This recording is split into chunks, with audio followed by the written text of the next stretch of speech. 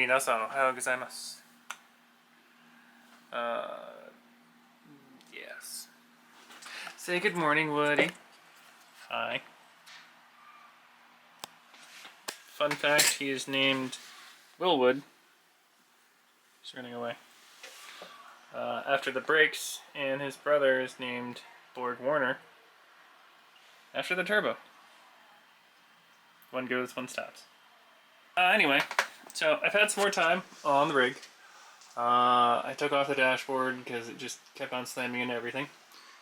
And I think it's working pretty good. I wound up turning everything down to like 40%. Because it would just, I'm like, I played a little bit last night and I'm still dizzy and a little bit motion sick today. I'm just generally a very motion sick person. So I'm hoping this will actually do away with all of my motion sickness entirely. You know, exposure therapy. But anyway, today I'm going to be cleaning up all this temporary wiring. I've realized that high powerness has been messing with some of the signals. So I'm going to flip this over on the other side so that I can step on this piece of wood to get into the rig, because right now it's awkward to get in and out. And I'm going to clean up all this wiring, probably do some 3D modeling to make some ways to run these wires so that you don't wind up tripping over top of them. And then I'm going to do things that really aren't necessary. I've got these Deutsch connectors. I'm going to make the sensors pluggable since they're soldered in right now. And these are really expensive plugs and waterproof and all that jazz. And I'm going to use, you know, 3 of these 6 pins for one side and then 3 of the 4 for the other side, which is absolutely stupid. And I know that. It's okay. Yeah. Anyway, I don't have very much experience doing these things. That'll be fun. Here's a saying of, when you have a hammer, everything looks like a nail. I'm trying not to go with that. I was originally going to do a 3D printed inlay for the wires to go into, and was going to do a whole tutorial on how to do the 3D modeling for that, which would have been really cool, but just didn't really seem worth it because I want to be able to step on about here.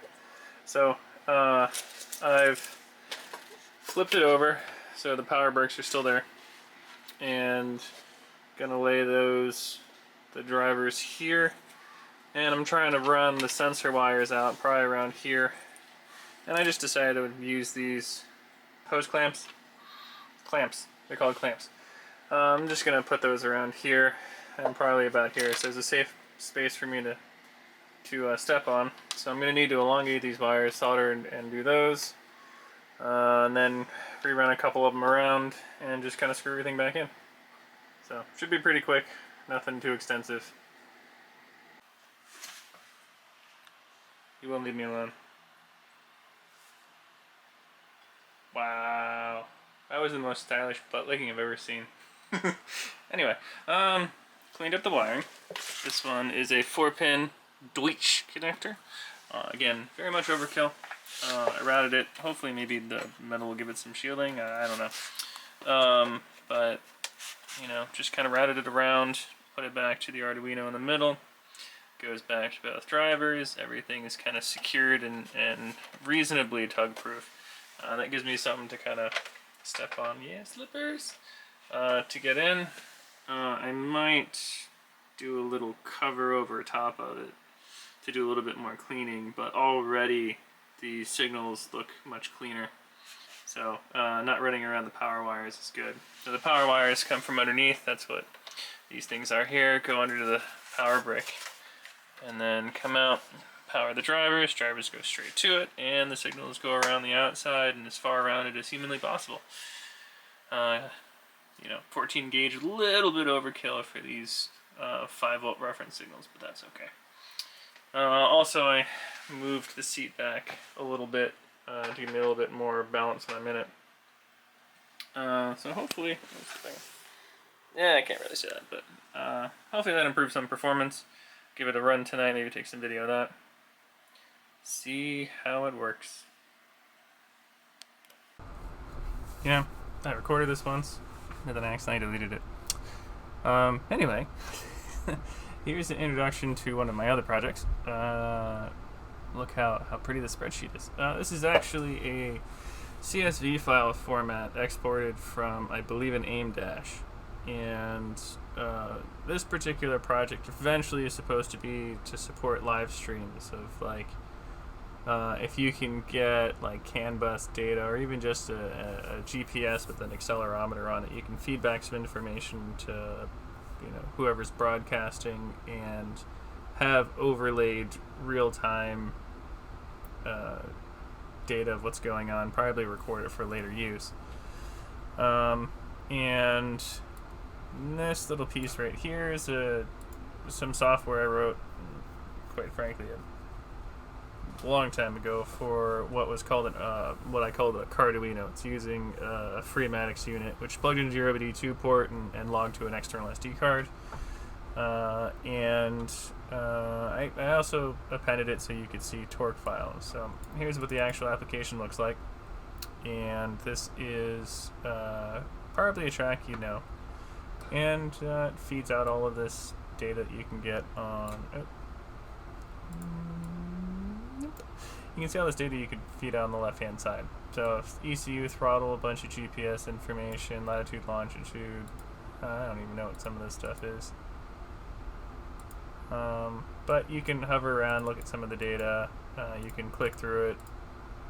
Obviously this, you get that overlay, so maybe throttle, so you can see how the throttle plays with speed and what's going on. Like, this is a pretty interesting portion of data, probably the infield to the exit.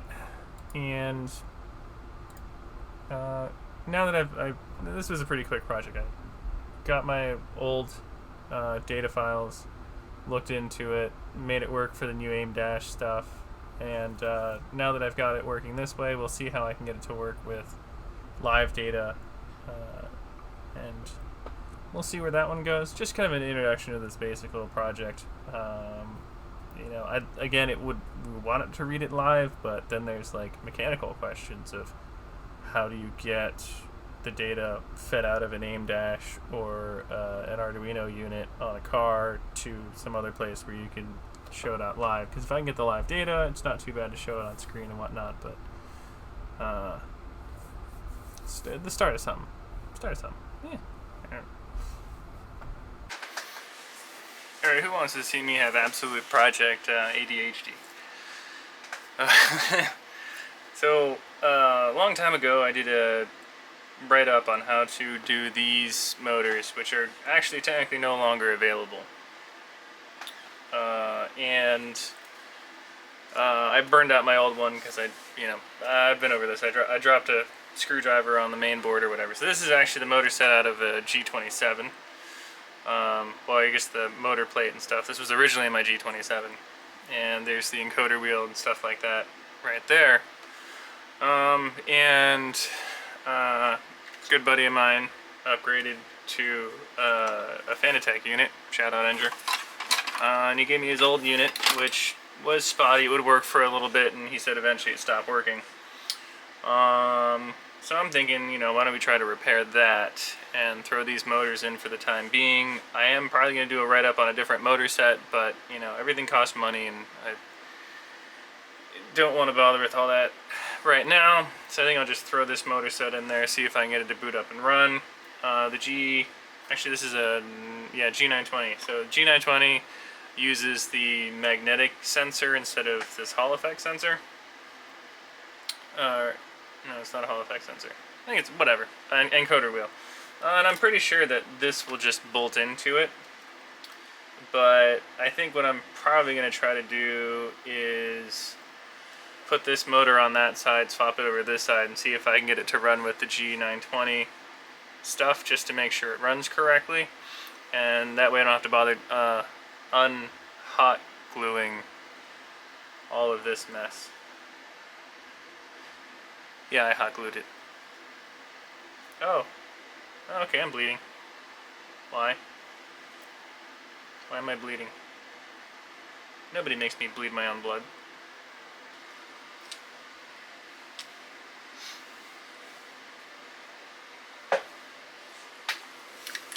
So the important thing to note with this is, you're not really going to be able to see it, but there's a little D etched into the shaft here.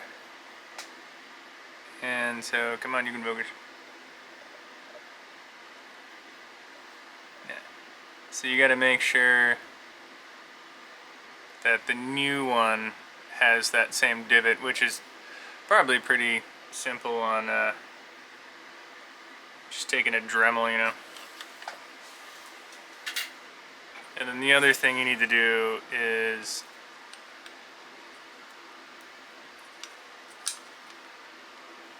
adapt the holes so this fits on. Doesn't really matter what the orientation is. But again, this one doesn't really have the screw holes.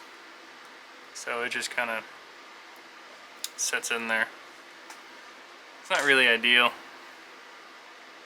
So, I took an etching of the butt end of the motor so that I could use some pencil to mark out where I'm going to drill. So I'm going to drill some holes. It's kind of hard to get it centered, but maybe I'll give it a little bit of leeway so I can maneuver it around. You know, give it a little bit bigger of a hole.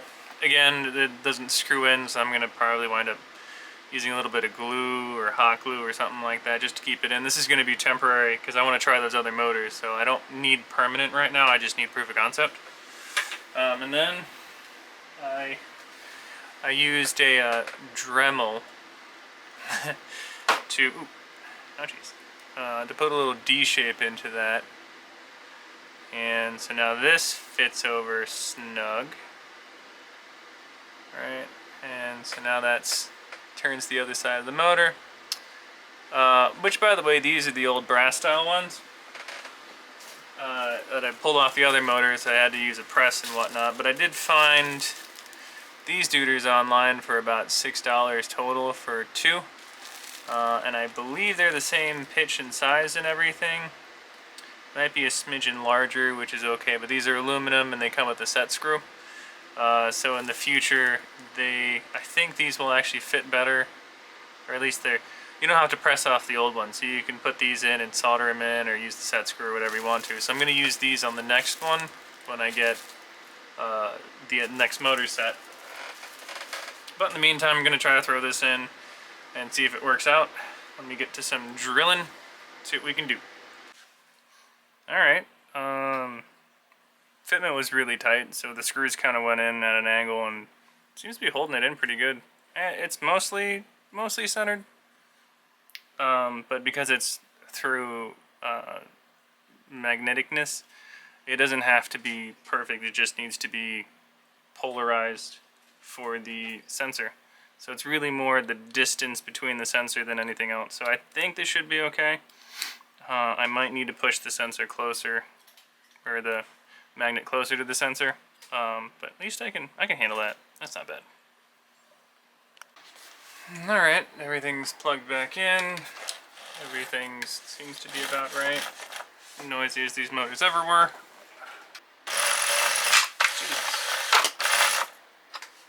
Alright. I think that works. Ooh. Behold, it is installed. There's the old G27. Here's the new unit. Put a freshy steering wheel on it. Open, cooled, all that jazz. Hopefully not going to drop anything in it like I normally do. And this is kind of a mobile setup that I generally use. So, you know, not ideal. I don't really like neck effects. Not really something I've ever gotten used to and can handle. So, doesn't matter. I'll try. Hey, buddy. I just want to be in my videos. Anyway, let's see if I can find a base setup and see if we can go. Yeah, this is actually more my son's setup. He's 5, so you know, not really set up for an adult. That's okay. It does make a little bit more noise because again, I screwed up cutting the gears.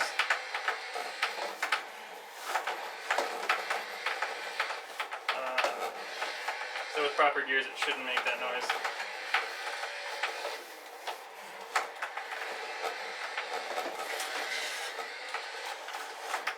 So aside from a little bit extra chatter, which obviously if you had the case on, make a little bit less chatter. And then if you did more of the gears, it should be pretty good.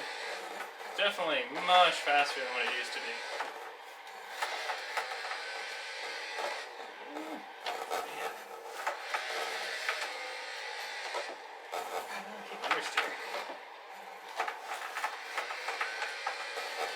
This is 200% force feedback, just for the full effect.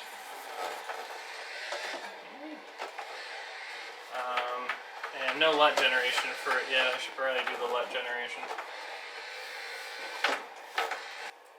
Take a look, see? The motors are still pretty cool. I don't think it needs a fan just yet, but yeah, I should probably put a fan and case and stuff on it, but there you go. Works.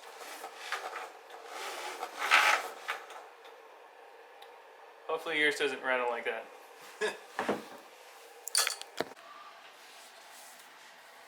You know, originally the intent was to do these every other week.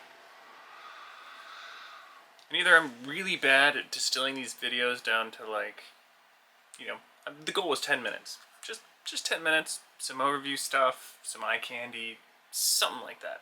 I don't know.